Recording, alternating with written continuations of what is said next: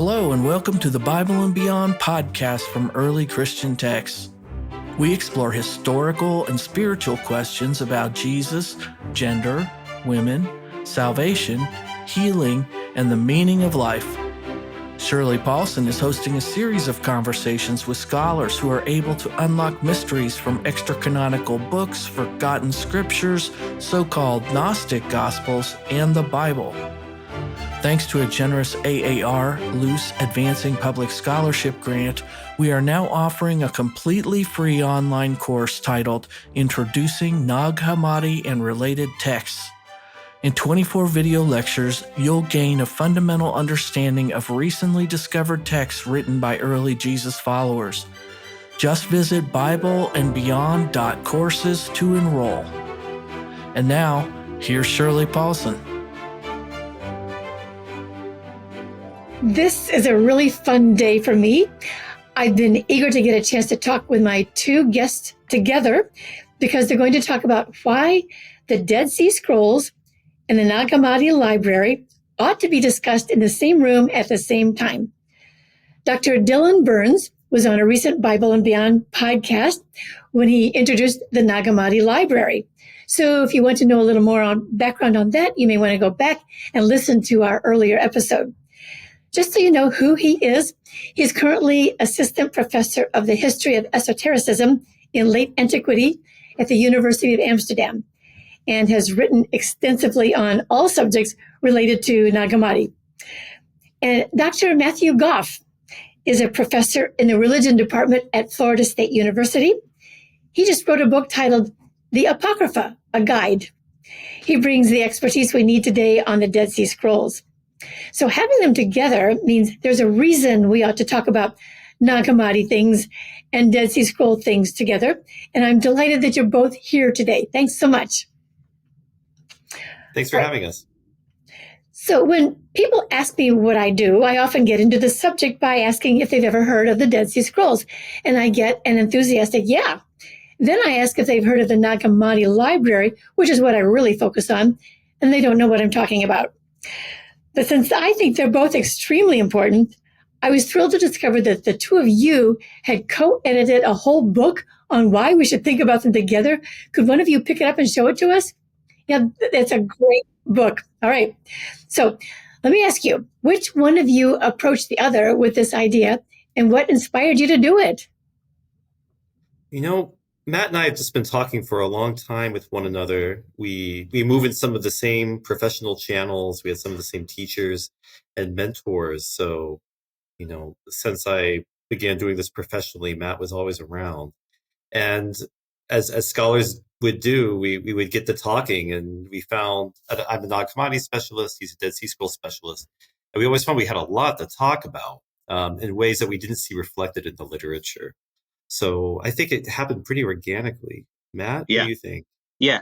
And I'd as I recall, it was one SBL in 2014, I think in San Diego, where we had a joint session like between the group that I run and the group that Dylan runs. And that came out of like some of the discussions that Dylan and I had, where we realized that there was all these things they had in common that what people weren't really thinking about. And then that led to one thing led to another, and I'd emphasize that Dylan was the one to push for this, but like he pushed for a great grant that we had. So there was a conference in Berlin in 2018, and this is the proceedings from that grant. So it came out of that.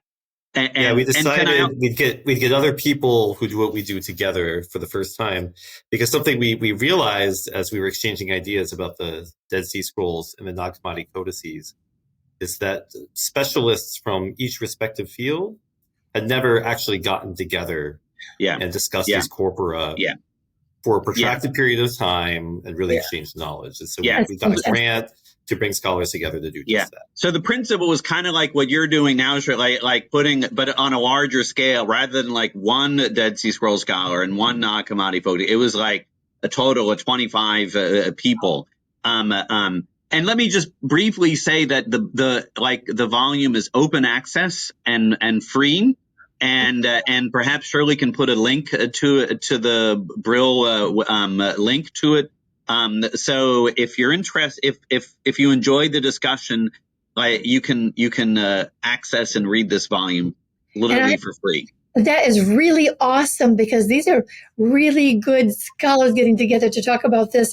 And usually you can spend $100 on a book like this. So this is very exciting to have this for free. Anybody can read this. Fantastic. Okay, Matthew, so you are the expert on the Dead Sea Scrolls. So even though most people have heard of the Dead Sea Scrolls, maybe you could give us a broad overview of what we're talking about and why they're so important. Sure. So, the Bible that's so central in our culture, it's based particularly for the Old Testament, which is like 7/8 of the Bible. It's it's based on primarily on one manuscript, which is from the Middle Ages, like from the year 1000. So actually, the document is closer to us in time than the events it's purporting to describe. You're talking about the Bible, like the canon Bible that most people know today. The Leningrad Codex, meaning meaning the Old Testament is based on translated from the Hebrew, but then the question is, where are they getting the Hebrew? And so my point is, biblical studies as a field developed without really a whole lot of actual Jewish texts from antiquity. And the Leningrad Codex is actually dated to the Islamic calendar, and it's a later text. So we like the field developed without a lot of actual ancient texts from ancient Israel. So, but that all changed in the late 40s when the scrolls were found. And now we actually have a substantial corpus, about 930 texts. If you put them all together, a lot of it is kind of joining all sorts of little fragments together. Most of them are from the 2nd century BCE to the 1st century CE, a crucial period in Judaism. So now we we can talk more about the details later, but now we actually have a picture of like that we didn't have earlier, and it's just this window into key topics we didn't have before. So it's like the shedding light on the history of the Bible, the origins of rabbinic Judaism, and the origins of Christianity. So the significant the sort of the public fascination with the scrolls just makes a lot of sense. That is very, very cool. Thank you for sharing that. Okay. And then, Dylan, you're the expert on the Nag Hammadi Library in this group here anyway. You already gave our listeners a wonderful preview of that in our podcast a couple of months ago. And I do encourage people to go back and listen to that if you missed it. But so for right now, could you give us a very brief overview of what Nag Hammadi is and why that matters? Yeah, the Nag Hammadi Codices are 13 manuscripts that were discovered probably in December of 1945 in Upper Egypt, close to the town of Nag Hammadi. That's why they're called Nag Hammadi. This is the name of the largest town in the vicinity of their discovery. They're preserved in Coptic, which is a late Egyptian language. And these 13 manuscripts contain dozens of texts written by ancient Christians that are almost otherwise completely unknown. So it gives us a big rush of early Christian literature that we didn't have before. And this literature is largely associated with the ancient phenomenon known as Gnosticism, which is a kind of ancient Christian spirituality or ancient Christian teaching, which is very critical of the creator of the universe and of the creation itself, seeing the human mind or the human spirit as coeval with heaven, whereas the material world is a much more difficult, critical place that does not belong to heaven or the true God itself. And there are also philosophical texts, Christian ethical texts preserved in the Nag Hammadi Codices, Gospels that did not survive otherwise from the ancient church. So it gives us a real diversity of ancient literature that we didn't have access to before the discovery of these texts. And they're very old. These manuscripts can be dated to the late 4th, early 5th century. So there's some of the oldest surviving books from the ancient world. So together, the two of you are bringing us way back into antiquity in a way that we've just never really seen before. And so, Dylan, it sounds like you're stretching our minds a whole lot in terms of what we're calling Christian. And Matthew, maybe you're telling us that we have more legitimacy in what we're actually looking at. But I'm wondering, Matthew, for you here, I found that people find it easier to understand major bodies of literature when they can categorize them in some way. Would you maybe distinguish the Dead Sea Scrolls from Nag Hammadi by saying Dead Sea Scrolls is Jewish and Nag Hammadi Library is Christian? Does that category work? Yeah, yes, but it depends on what you mean by Jewish and Christian. But like in a basic sense, I think that's fine. But in either category, it's not exactly how people understand Judaism or Christianity. Okay. But the scrolls are Jewish, like, period. And the vast majority of them are pre-Christian, and they're all pre-Christian in terms of like Christianity as it was formed in the orthodoxy of the 4th century. That's all pre-Christian. Okay. So all the scrolls are pre-Christian. So, but the scrolls, because the sect that produced them was flourished in the 1st century BCE. And so they give us the Jewish milieu out of which both rabbinic Judaism and Christianity emerged. So we might talk more about this, but in some ways it really resonates with the later rabbinic Judaism. Like it's some of the oldest halakhic or really kind of detailed legal discussion that we have. But then also there's messiahs and eschatology, and the sect actually used language of new covenant for itself. So and Christianity began as a Jewish sect. So meaning it's kind of the Jewish sectarianism of the time that we get a much better picture of.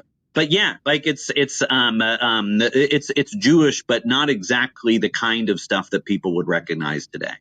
So. I think what's helpful about that I'm hearing is that you're helping us to think about the fact that there isn't sort of a monolithic Judaism and Christianity that came separate from the beginning, but rather we're talking about a period of time when there was no such thing as a distinction between the two.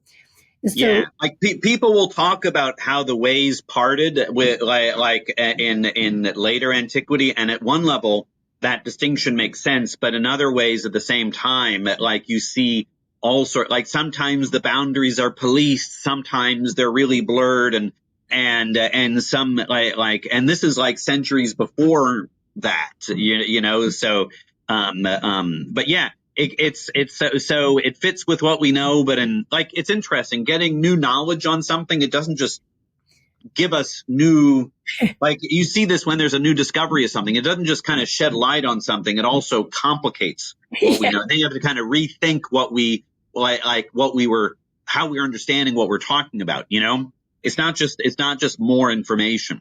So that's really, really helpful for us to think about in this whole conversation, because you're right. We want so much to just say, tell me more about this, but don't shake my mind about what it is. Yeah. But we have to shake our minds. So Dylan, let's go with you too then, because you already shook us up anyway. So do you think it's a good idea to categorize the Nag Hammadi Library in some way? And if so, how would you do it? Or if not, how should we understand what's in this collection? Yeah, well, I think designating the Nag Hammadi manuscripts as Christian is definitely a good move. Okay, so the scribes who produced these manuscripts were Christians. Period. If you look at the colophons, these are the little notes that scribes write at the ends of the texts sometimes in the manuscripts. You know, it's clearly the language used by Christians, perhaps Christian monks, to talk about one another. Jesus is all over them. Most of the texts in the Nag Hammadi Library are Christian in some form. They refer to Jesus as revealer or savior. Not always. Sometimes they don't mention Jesus, which raises some questions about others, revealers and saviors, which we'll come back to.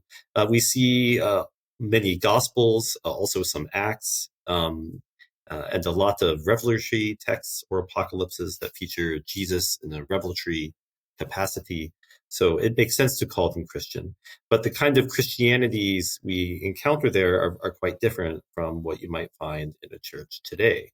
So again, the example of the treatment of the creator in many of these texts is really different from what we're familiar with. Many of the texts in the Nag Hammadi Library are very critical of the portrayal of the creator God in Genesis, where God says, "Let us make Adam." This must mean somebody else was around, right? God says, "I am jealous. If there was no other God, of whom could he be jealous?" Okay. He asks Adam where he is when Adam goes and eats the apple, right? So could a God that knows everything not know where Adam is? These are the kinds of questions that we find preserved in these Coptic texts from Nag Hammadi, and that's really unfamiliar to us. Yeah, so you really are complicating things by having us think that this is Christian, but not the kind of Christian we're familiar with. And they're talking about an ancient Hebrew text from a Christian point of view that's changing things around. So you did stir the pot quite a bit with that little comment there.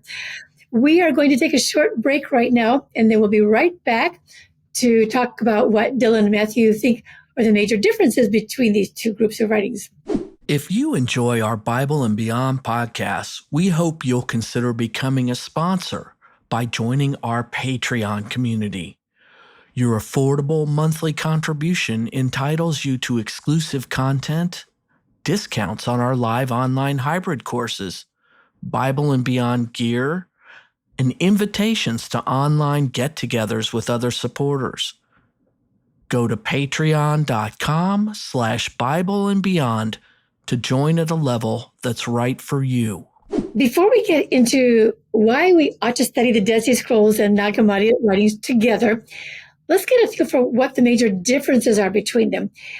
So, Matthew, let's start with you again. How would you characterize the most significant differences that you see? Well, there's several major ones. So the Dead Sea Scrolls. So Dylan accurately described the Nag Hammadi stuff as really, really old, and they are. But the scrolls are older. The oldest Dead Sea Scrolls are from around 200 BCE. That's the material text itself, the scroll. So they're older, and the majority of them are in Hebrew. About 13% are in Aramaic. About 3% are in Greek, but the majority are in Hebrew. So different language, different date, and different thought worlds, like the sort of the Platonizing, philosophizing sort of emphasis, like rethinking of Christianity and Jesus that Dylan was describing is like that's. I think the Dead Sea, whoever wrote the Dead Sea sect would be horrified to kind of that people would be thinking about the God who created the Garden of Eden as like this horrible being, and yeah, it'd be interesting if you put like some of these people in the same room, like what would happen. But so there's a very, very different thought world, I guess, is one important thing to stress. So. All right. So then, Dylan, what about you? What differences would you see then between the two? Well, I think Matt indicated some really important things there. I want to stress something that we mentioned but is not very explicit, which is that the Dead Sea Scrolls are scrolls. Yeah. And the Nag Hammadi codices are codices. A codex is a book, So one of the big things to happen in the history of reading and writing in Roman antiquity was this development from using scrolls all the time to using books. Books around the first century BC, CE, people are binding books already. We have records of that, but the practice becomes much more widespread in the 3rd, 4th, 5th centuries CE. And by the early medieval period, people are really into books and not scrolls. And the Nag Hammadi codices are great examples of the takeover of the book as the form in which people were reading this stuff. Well, all right. So if books are becoming more prevalent, you'd think that they would be more involved in reading Nag Hammadi than Dead Sea Scrolls, if they had to be scrolls. But my question then would be, do you have any theories as to why everybody knows Dead Sea Scrolls but not Nag Hammadi?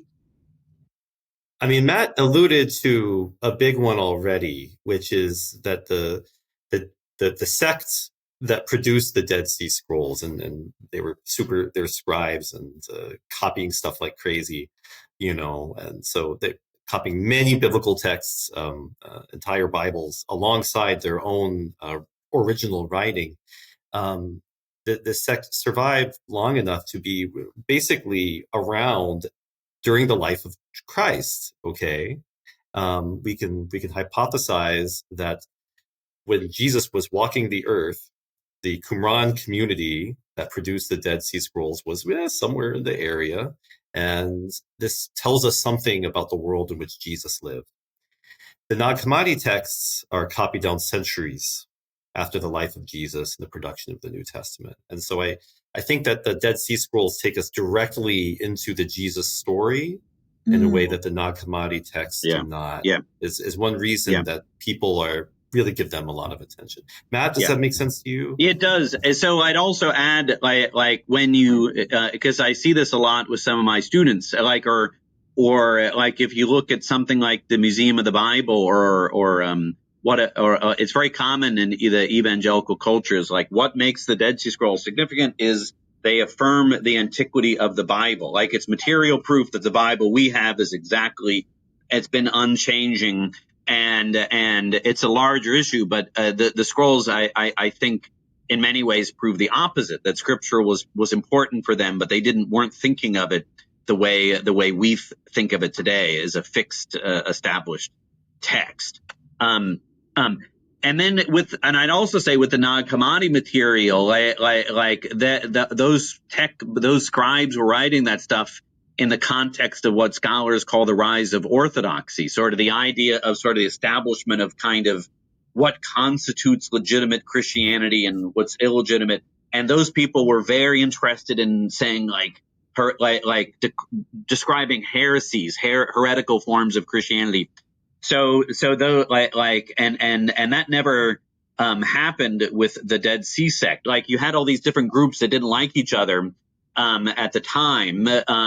But you don't have some sort of formal body condemning the Dead Sea sect. So you have simply, the Nag Hammadi texts are full of ideas that already in the early church people were calling heretical. Yeah. Okay. So there's a big overlap with accounts of early Christian heresies and what we find in the Nag Hammadi stuff. So it's easy to dismiss the Nag Hammadi text as it's a bunch of heretical nonsense. I see. Yeah. Okay. Yeah. Exactly. So, Matthew, going back to your point that you mentioned briefly there about why people would want to turn to the Dead Sea Scrolls as proof that the Bible is right, but you said it actually had the opposite effect. Could you talk a little bit more about that? Yeah. So at one level, you can point to important cases. So one important thing I should emphasize, I stressed earlier in the discussion that the main text we have of the manuscript that all Old Testaments are based on is from the year 1000. And you can find some pretty significant cases from the Dead Sea Scrolls where, like, from the 1st century BCE or 1st century CE, where it's surprisingly close to that later thing. Like, the best example is this main text from the book of Isaiah. Like, there's an Isaiah scroll from Qumran, and then you look at the Masoretic text. They're not exactly the same, but they're pretty close. They're very close. So if you kind of point to something like that, like that view makes sense. But then, like, I could also say that in terms of texts that from Qumran that match like texts in our Bible, they are a direct textual match, verbatim match with the later Masoretic text. The later text your Bibles are based on 41% of the time. So so there's a whole bunch of I in my classes I try to stress scriptural diversity. Sometimes it matches like other forms of the text we have, and it also raises the issue of what books they considered scripture. Like, and some of them aren't in our Old Testament, but they those early Christians thought of them as important. The best example there is the citation of Enoch in the New Testament letter of Jude, and Enoch is not in our Bibles, although it is in the Ethiopian Orthodox Church. But that was very, very important for the Dead Sea sect. So it gives you a sense of scripture that's actually some ways closer to what those first Christians were following, whereas it's been sort of like alienated and unknown to a lot of people today. Wow. So Okay. it's more than just like, so there's examples you can point to, like, oh yeah, that's a match. So like it confirms us, but like there's a whole bunch more you're missing if you stress that. We have both Nag Hammadi and Dead Sea Scrolls giving us stretching things happening here. You did mention the word Qumran, and I think we should explain what is Qumran. Sorry. So Qumran is the site where, so the Dead Sea Scrolls were found in caves about 8 or 10 kilometers outside of Jerusalem by the Dead Sea, hence the name. And there's an ancient ruin right nearby, which has always been called Qumran. So sometime, and it's a debate, but like the Dead Sea sect probably lived there. And so people talk about the Qumran community, the Qumran scrolls, but that's because of where they were found. All right. Thank you. And so, thank you. And then also another question here. Do you find it's true that it's tempting for Christians to maybe lean on the Dead Sea Scrolls as a way to authorize early Christianity? Yes. Okay. Like so meaning I'd say, if let's say kind of for sort of a nerdier Christian, that we feel you need like historical evidence to like and at one level you don't need that. The Hebrews says faith is the evidence, is the evidence of things unseen. Like the faith is itself evidence, and but if you feel you need some sort of historical corroboration, and Dylan was alluding to this, and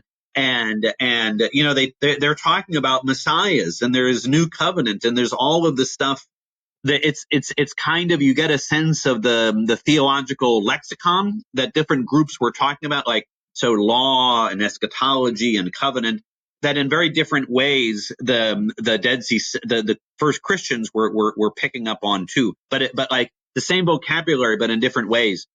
And could I make one brief example of that? Like so for example, in the New Testament, they're lampooning the Pharisees as kind of overly like pedantic, and they kind of get the minutiae of the law, but like they don't get the big picture. And the Dead Sea sect also lampoon the Pharisees, but for the exact opposite reason. They actually consider them soft on matters of law. So you can kind of see that different, like with sectarian or political groups today, there's a spectrum. And you could put the first Christians, and you could put the Dead Sea sect on that spectrum. And that spectrum allows for a degree of commonality, but within that, there's so much difference. Oh, that's helpful. All right, good. And so, Dylan, do you want to say something about the same question? Do you find it tempting for Christians to lean on the Dead Sea Scrolls, or is this not even in the world of Nag Hammadi?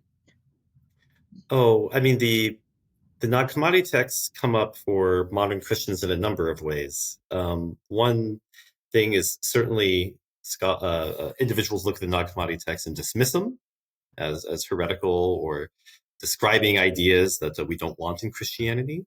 But then I've encountered many people who find that the Nag Hammadi texts are deeply resonant with questions they have about Christianity. So particularly, for example, the role of women is the role of women in the church is emphasized in a number of Nag Hammadi texts, and also other Coptic texts that have similar Gnostic features, such as the Gospel of Mary and the Berlin Codex, and the description of Jesus of Mary, and the Gospel of Philip from Nag Hammadi Codex too. Women seem to be portrayed as having leadership roles in some of these texts. This is very important for many women interested in exploring leadership roles in modern churches.